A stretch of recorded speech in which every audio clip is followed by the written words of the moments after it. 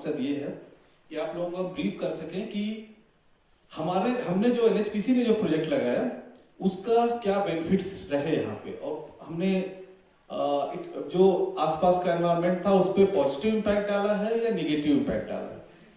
दोनों ही चीज, एनवायरनमेंट का मतलब हम ये मान के चलते हैं जो हमारे स्टेक होल्डर्स हैं, स्टेक होल्डर में हमारा एनवायरनमेंट भी है, आसपास के लोग रहने वाले भी हैं, और जो हमारा इकोलॉजी है, जो ग्राउंड वाटर है, जो लोगों की यहाँ जनसंख्या थोड़ी सी बढ़ती है जब कोई प्रोजेक्ट आता है तो उसके कारण क्या इम्पैक्ट हो रहा है। तो जैसा सब लोग आप लोग इसको जान ही रहे हैं कि ये जो प्रोजेक्ट है हमारा, ये हाइड्रो प्रोजेक्ट है, एक डैम बनाया गया है एनवायरनमेंट के लिए, काफी हार्मफुल है। पूरा ग्लोबल वार्मिंग वो जो रिजल्ट है ग्लोबल वार्मिंग जो जिस फॉर्म में आ रहा है, इम्पैक्ट स्टडी होता है, एनालिसिस होती है। इसमें ये देखा जाता है जो प्रोजेक्ट बनेगा उसके कारण कितने पेड़ कटे, प्लस उसका लोगों से सर्वे होता है, उनका पॉजिटिव या नेगेटिव फीडबैक लिया जाता है। जब वो क्लियर करते हैं कि नहीं यहाँ पे आप बनाइए, तभी नॉर्मली प्रोजेक्ट आगे बढ़ते हैं, अदर देन सिक्योरिटी रीजंस। तो जो इंडस्ट्रीज को क्लियरेंस नहीं बनाते हैं, उनसे क्लियरेंस लेते हैं, उनके पॉजिटिव इनपुट्स आते हैं, तभी हम उस पर आगे बढ़ते हैं। सस्टेनेबल नहीं है तो फिर वो नहीं चलते। तो जब हमने ये डैम बनाया था उस समय लद्दाख में हमारे पास जो ट्रांसमिशन का भी इंफ्रास्ट्रक्चर नहीं था। एनएचपीसी को ये भी काम दिया गया था, रूरल इलेक्ट्रिफिकेशन। पानी का लेवल यहाँ मेंटेन कर रहे हैं तो आसपास का ग्राउंड वाटर लेवल भी चार्ज हो रहा है। 2 लाइनें यहाँ से जाती हैं, 66 के भी वोल्टेज पे हैं ये, और वहाँ से फर्दर एक लाइन खलसी चली जाती है और एक जो है लेह चली जाती है। दोनों जगह पावर ग्रिड की सब स्टेशन।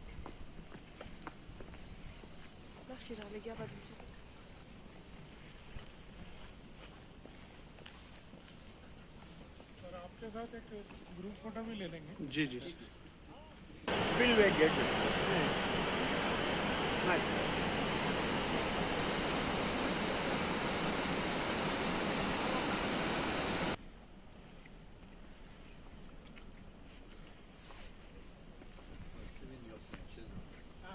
बंद करनी हुई तो इन गेट को नीचे कर देते हैं और वो पानी रुक जाता है।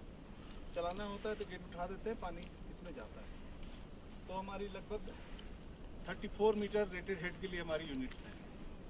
तो पानी ऊपर से जाता है, नीचे फ्रांसिस टरबाइन लगी हुई है हमारी। तो पहले उस टरबाइन को घुमाता है, टरबाइन को घुमाता है, उसके ऊपर हमारा जनरेटर सेक्शन होता है। तो जनरेटर जो है फिर बिजली बनाता है, और वो बिजली जो है हमारी पर हर यूनिट वो जा रहा है। वो लगभग 3.3 मीटर डाया का पाइप ही समझिए, पाइप है जिसके थ्रू वो जो है पानी हर यूनिट में जा रहा है। आप लोगों को जब वहाँ नीचे ले जाएंगे तो दिखाएंगे। और थोड़े से और प्लांट हमने इस साल भी लगाए हैं। अगर वो 1-2 साल में वो काफ़ी डेंस ग्रीन आपको वो एरिया दिखेगा।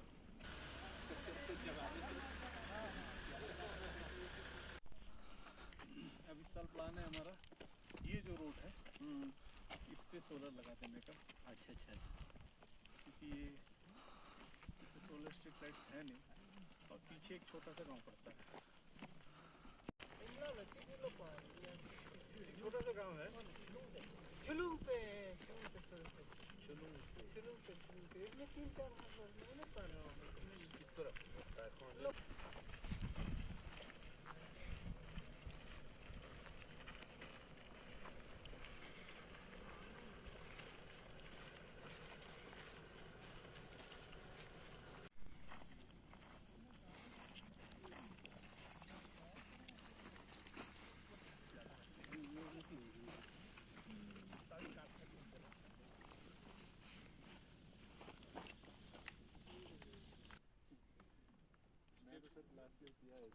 थोड़ा सा नजदीक पड़ जाता है।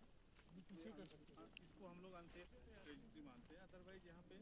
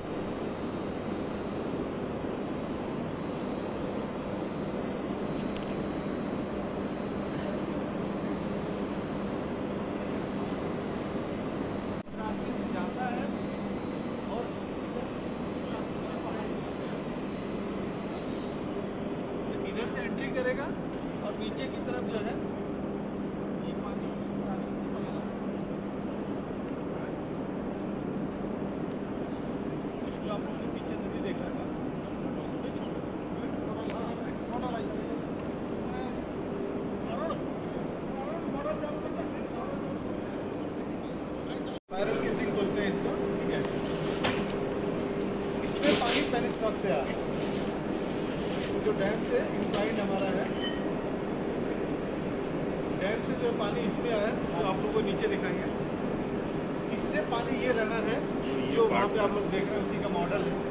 इसमें ये इधर से रेडियली इन घुसता है और फिर ये नीचे की तरफ निकलता है। तो इस पानी के मोशन के ड्यूरेशन में पूरा जो पानी में एनर्जी है वो कन्वर्ट हो जाती है मैकेनिकल एनर्जी में, और वो फिर इस शाफ्ट के थ्रू जो है आगे हमारा वही वोल्टेज जनरेट होता है। अगर उसको किसी लोड से हम कनेक्ट करेंगे तो वहाँ करंट फ्लो होने लगेगा। यही बेसिक कंसेप्ट है इसका। बाकी इंट्रिकेट कंट्रोल्स और ये सब है। तो अब ये जो हमारा जो कॉइल्स है ये फर्दर जो है ट्रांसफार्मर से कनेक्टेड रहते हैं। अब ये जो पोल को वोल्टेज देते हैं वो कंट्रोल वोल्टेज देते हैं, करंट देते हैं।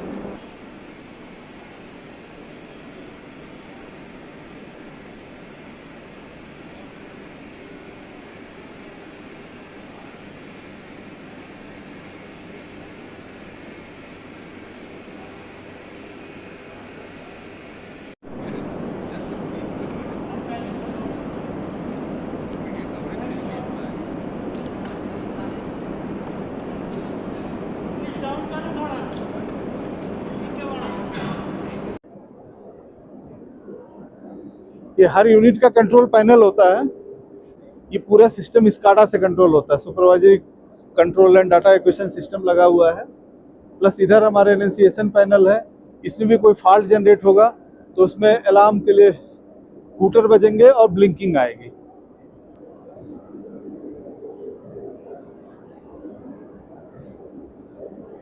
प्लस इनके प्रोटेक्शन के लिए ये पैनल है, इसको आप देखेंगे नाम भी लिखा हुआ प्रोटेक्शन पैनल। तो इसमें हमारा जनरेटर प्रोटेक्शन पैनल अलग है, ओवरऑल डिफरेंशियल अलग है।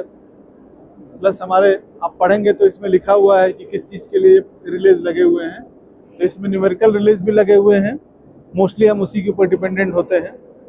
अगर कोई फॉल्ट आता है फिर उसको कंप्यूटर पे हम डाउनलोड करके देख भी सकते हैं कि किस नेचर का फॉल्ट आया, उसके एनालिसिस करते हैं, फिर उसके हिसाब से डिसीजन लेते हैं कि इसमें रिपेयर करना है।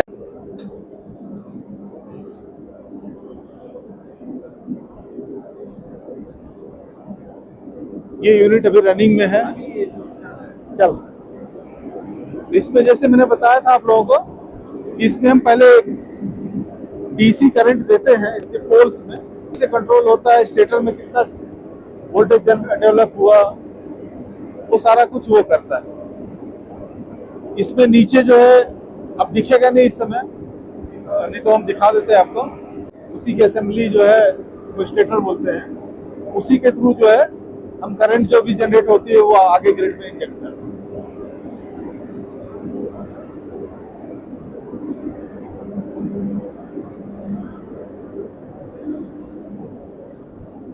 जैसे आप देखेंगे तो इसमें हमारा कितना जनरेशन हो रहा है। जैसे इसमें फायर फाइटिंग के लिए CO2 सिस्टम लगा है। यदि इसमें कोई फायर इंसिडेंस होगा तो CO2 इसमें इंजेक्ट हो जाएगी, तो वो से एक्सटिंग्विश हो जाएगा। ये हमारा कंट्रोल रूम है। ये फुल्ली ऑटोमेटिक सिस्टम से यहाँ लगे हुए हैं।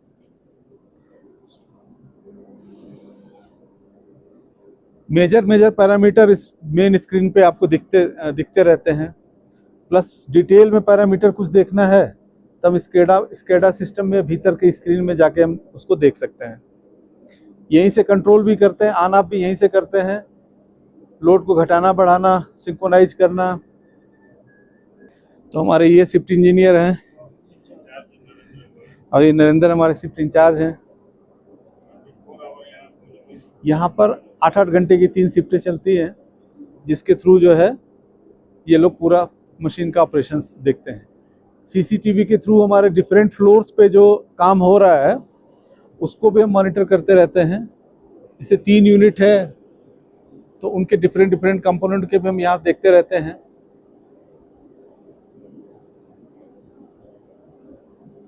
है या किस समय नहीं चलाना है। उसके अलावा हमारा रिजर्वायर कंट्रोल करने के लिए एक आरमेक्स सिस्टम लगा हुआ है, automatic reservoir monitoring and control system. इसके थ्रू हम यहीं से बैठे बैठे गेट, रेडियल गेट जो वहाँ पे है पानी, उसको हम खोल सकते हैं, बहा सकते हैं, बंद कर सकते हैं, कितना वहाँ लेवल है, कितना इनफ्लो है, सारा डाटा यहाँ कंट्रोल रूम में आता रहता है।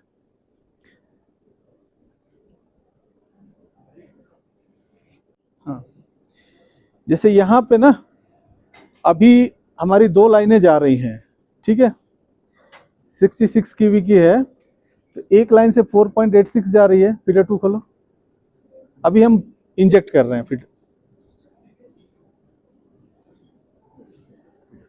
और दूसरे से 4.93 जा रही है, ये आ रहा है, ठीक है। ये यहाँ से अलची सब स्टेशन ही जा रहा है, फर्दर वहाँ से ये हम ग्रिड से जुड़े हुए हैं, वो भी ग्रिड से जुड़े हुए हैं, हम भी ग्रिड से जुड़े हुए हैं, तो ये ग्रिड में जो इंजेक्ट कर रहे हैं इधर बस हमको नहीं चाहिए। तो ये इसमें कितना, किस लाइन से कितना करंट जा रहा है, क्या फ्रीक्वेंसी है अभी, और कितना मेगावाट हम एक्सपोर्ट कर रहे हैं। नॉर्मली जैसे इसमें ये लोग देखते रहते हैं, तो अब 2 यूनिट तो बंद है, तो इसका तो कोई रेफरेंस का वो उतना लॉजिक है नहीं।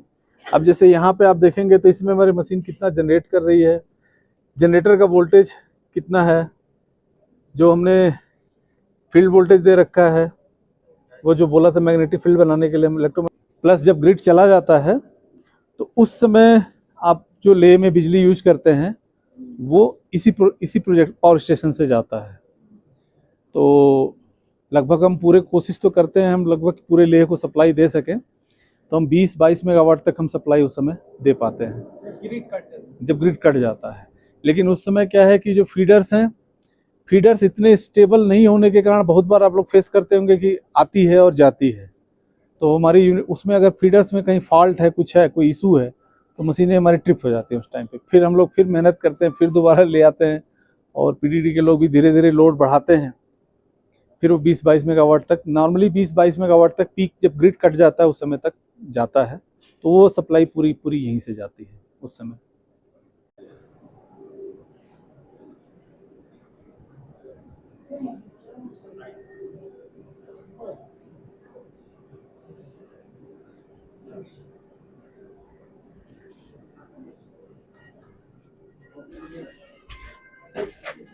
आइए आइए आइए।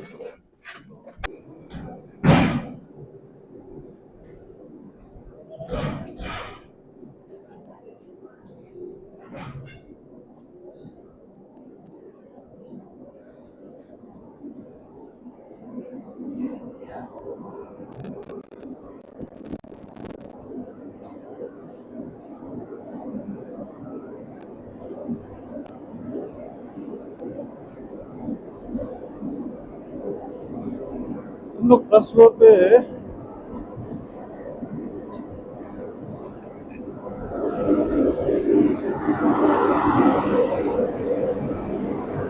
ये जनरेटर वाला फ्लोर है, ठीक है, इसी के भीतर बिजली प्रोड्यूस होती है। इसके नीचे वो वाला सेक्शन दिखेगा जो आप लोग वो कैमरे में देख रहे हैं।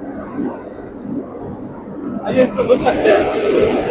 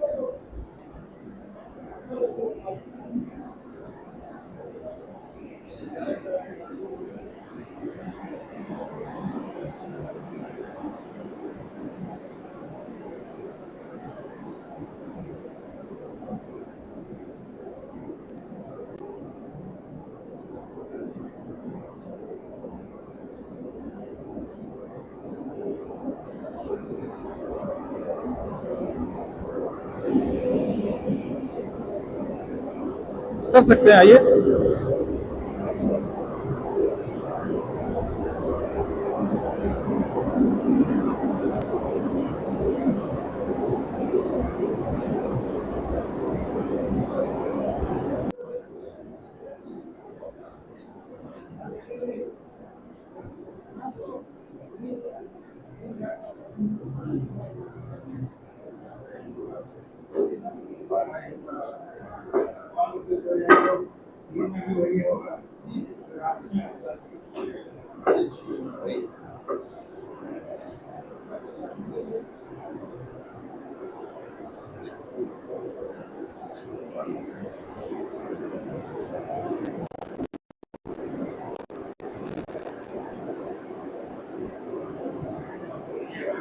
इससे पानी आ रहा है डैम से।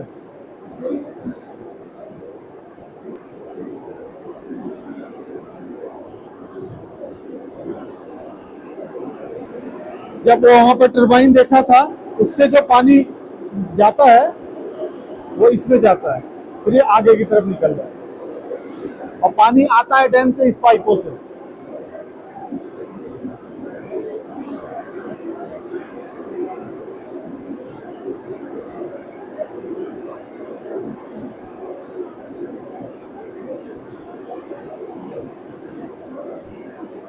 जोन देखते हैं, प्लस और सारी स्टडी की जाती है कि वहाँ मैक्सिमम किस स्केल तक का अर्थक्वेक आने की संभावना है।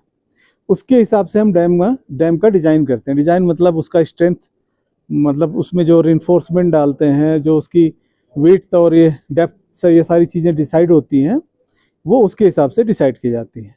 तो ये हमारा जो पावर स्टेशन है, ये इसका डैम जोन 4 में 9.5 रिक्टर स्केल के लिए डिज़ाइन किया गया है। तो वहाँ तक इस पर कोई खतरा नहीं है। दूसरा, हम लोग जब डैम डिज़ाइन करते हैं, एक और स्टडी की जाती है कि यदि डैम फेल्योर हो जाता है, जो आपका क्वेश्चन था कि डैम का फेल्योर हो जाएगा तो क्या होगा, तो उसकी स्टडी हम डैम बनाने से पहले भी करते हैं और हर 5 साल बाद दोबारा करते हैं, क्योंकि लोग नदियों के किनारे आके धीरे धीरे हैबिटेशन का जो पैटर्न है वो चेंज होता रहता है। तो अभी हमने रिसेंटली इसका IIT रुड़की से वो स्टडी कराया है। तो ये डैम अगर फेल होता है तो इसमें कोई भी नीचे जो पॉपुलेशन है उसको कोई भी असर नहीं आने वाला है। कुछ रोड पे थोड़ी देर के लिए पानी आएगा, लेकिन कोई गांव अफेक्टेड नहीं होगा। ये अभी पिछले 4-5 महीने पहले हमने स्टडी कराई है, उसमें ये जो है बन के आया है। तो यहाँ किसी भी पॉपुलेशन को यदि डैम ब्रेक होता है कोई खतरा नहीं है। सर, इसमें जब कभी पानी छोड़ना होता है या डैम बनाते समय भी इंडस वाटर ट्रीटी का इशू बीच में आता है क्या? बिल्कुल आता है। ये इंडस वाटर ट्रीटी से बंधी हुई डिजाइन है, लेकिन जब से सस्पेंड कर दिया गया है अभी हम उसको फॉलो नहीं कर रहे हैं। लेकिन पहले जो है इंडस वाटर ट्रीटी में जो प्रोविजंस थे कि हमको जो है पानी जो MDDL है, जो हमारा अभी 3090 है, उसके नीचे हम नहीं जा सकते थे।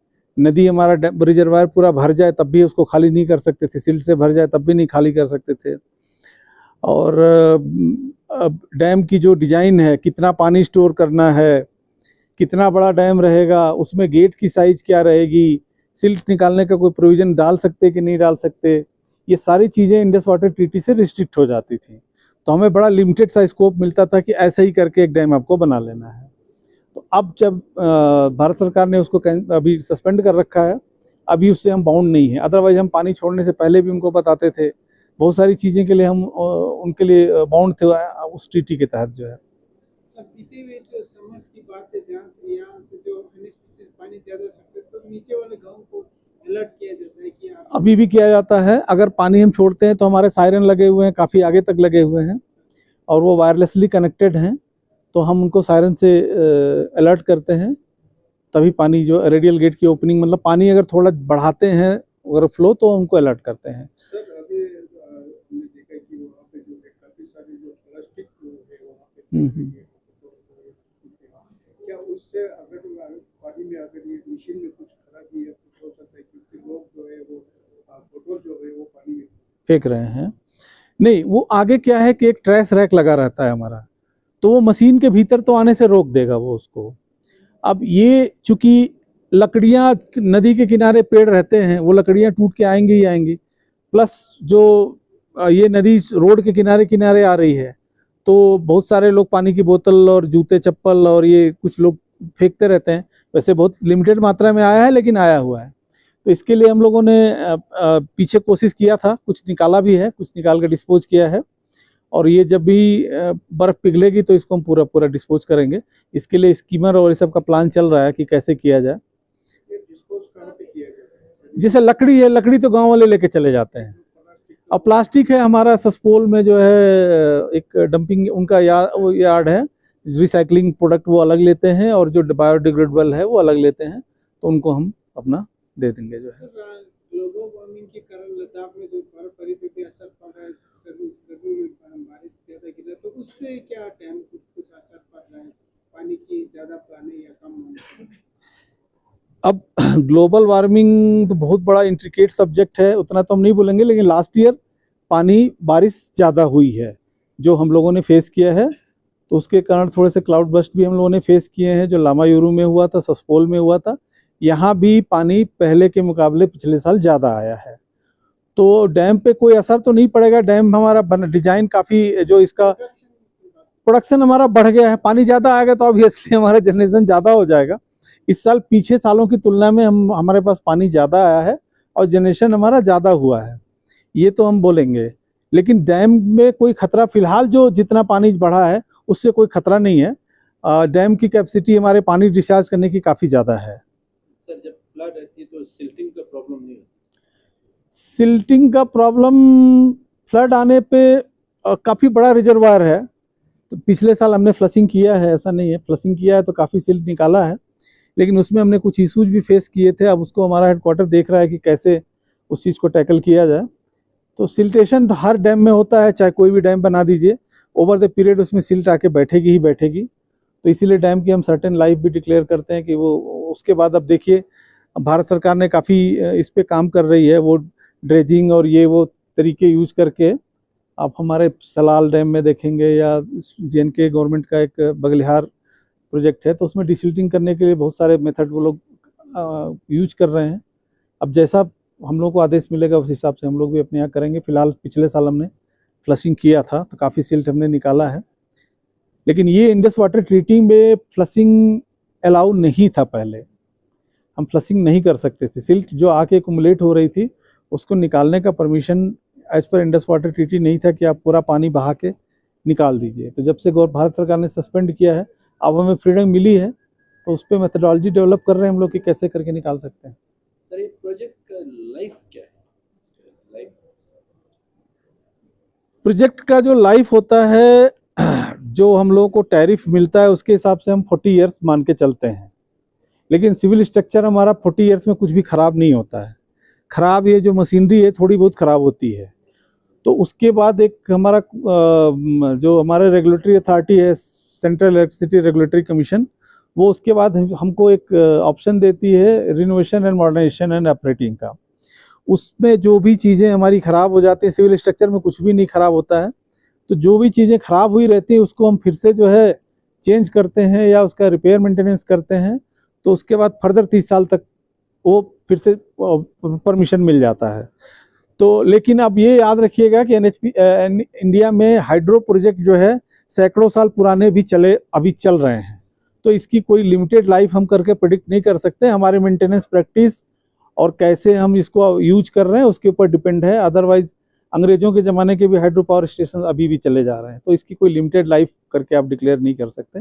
कैसे हम मेंटेन कर रहे हैं, किस तरीके से इसकी देखभाल कर रहे हैं, वही है।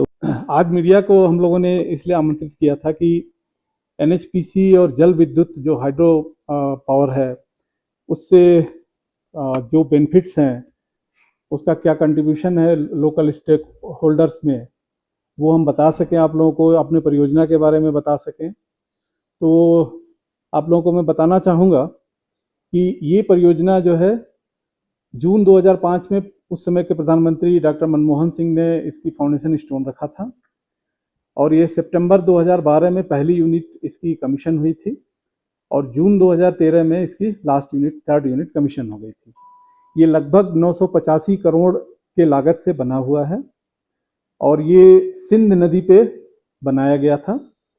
सिंध नदी पे ये एकमात्र हाइड्रो पावर प्रोजेक्ट है, और यहाँ 45 मेगावाट हमारा जनरेशन कैपेसिटी है, 15 मेगावाट कैपेसिटी की 3 यूनिट्स हैं।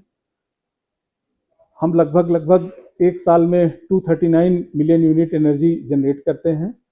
जब ये परियोजना शुरू में बनी थी तो उस समय यहाँ ग्रिड नहीं था, तो सारी की सारी पावर जो है हमारा लद्दाख में ही जाता था।